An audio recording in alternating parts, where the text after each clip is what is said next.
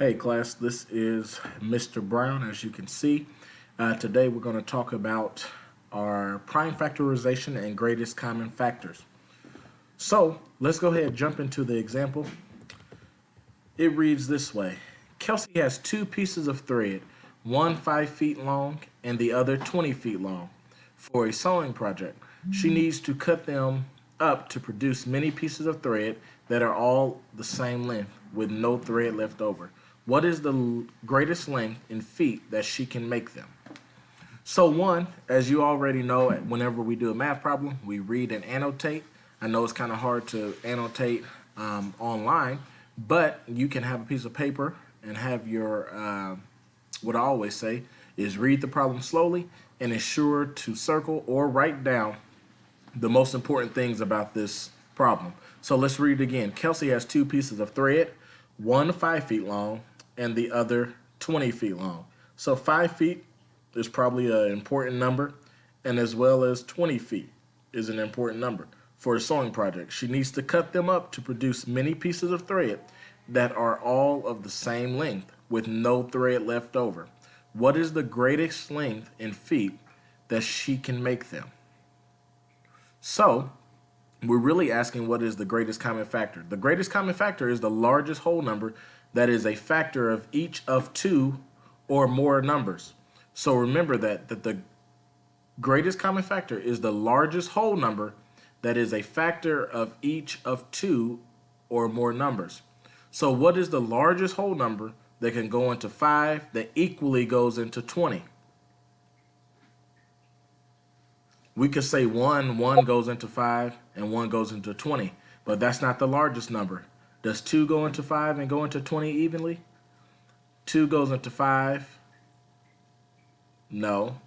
2 goes into 20. Yes, it goes in 10 times, but it has to equally go into both. 3 would not work. 4 would not work. How many times does 5 go into 5?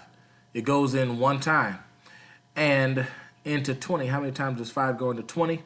You do 20 divided by 5, which would be what? 4. So we know that 5 goes into both numbers equally. So that would be my answer. But how did we get there? Well, one, we did prime factorization. Remember, 5 is a prime number, so you don't have to break it down. 5 cannot be broken down any more than it already is.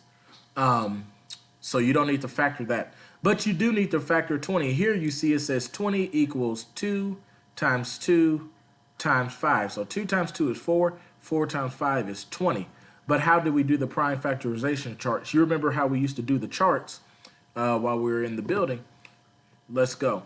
So 5, again, we don't have to break it down, but if you break it down, it's 1 and 5, which are prime numbers already. So we don't have to worry about breaking that one down. That is broken down as much as it can be broken down. But now let's look at 20. 20, we will break that down 2 and 5. I'm sorry, 4 and 5, not 2 and 5. 4 times 5 equals 20. And then 5 can't be broken down anymore, so that's fine the way it is. But then we see that 4 can be broken down another time and have the common factors of 2. 2 times 2 equals 4. So there we've broken down the prime factorization. And now we're moving to, next we must find the common factors shared by both of the numbers. 5, is that the common factor? Is that a common factor that both 5 and 20 share? Yes, they both share the common factor of 5. So the only common factor of 5 and 20 is 5.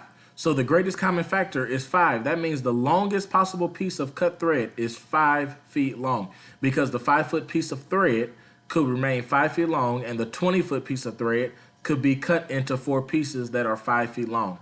So the greatest length, because they want to cut them using the common factor, the greatest length possible is 5 feet. So go ahead, and then we will input the answer, 5 feet.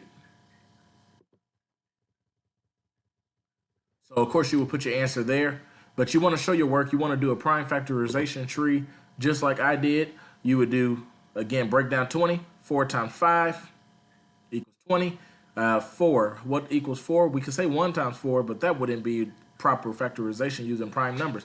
So we would do 2 times 2 which equals 4. What goes into 4 evenly? 2 and 2. So now we see that both in this prime factorization, we have a 5, and in this prime factorization, we have a 5, and those are the only two common numbers in both of those. We have a 5 in each one.